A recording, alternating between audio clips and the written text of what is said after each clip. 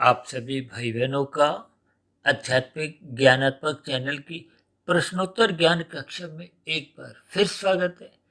आज की चर्चा में प्रश्न लिया है ब्रह्म मुहूर्त के ऊपर। देखिए, ब्रह्म मुहूर्त एक सतोगुण की शुद्धतम स्थिति है, जो कि सूर्य निकलने से पूर्व के 2 घंटे 40 मिनट पूर्व की स्थिति मानेगी।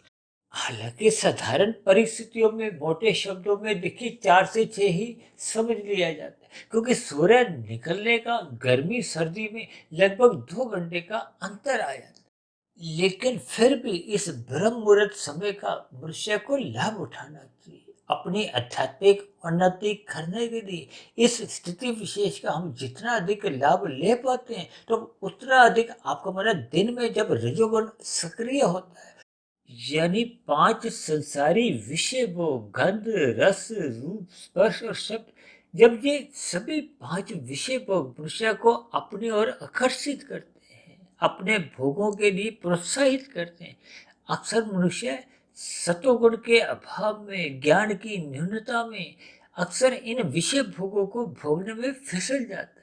जब जब मनुष्य का रजोगुण इन विषय भोगों के कारण प्रधान स्थिति में पहुंच जाता है, तो फिर मनुष्य का श्रद्धापूर्वक सत्संग हो नहीं पाता। जब श्रद्धापूर्वक सत्संग नहीं होता, तब ऐसी स्थिति में मनुष्य का देखिए ब्रह्म मुहूर्त में उठने की तो स्थितियां बनती ही नहीं, बल्कि रजोगुण गहरा होता होता कब मनुष्य तमोगुण की गलियों में भी गिर जाता है, मनुष्य को स्वयं इस बात का बोध नहीं होता। इन सभी स्थितियों पर मनुष्य को चिंतन करना होगा, प्रकृति के इन 3 गुणों के खेल को समझना होगा। भगवान श्री कृष्ण जी ने तो इन 3 गुणों के ज्ञान को ही गुरुतम ज्ञान कहा है। इसलिए हम सभी भाई बहनों को अपना रजोगुण मर्यादित रखने के लिए ब्रह्म मुहूर्त में उठने का एक नियम बनाना चाहिए।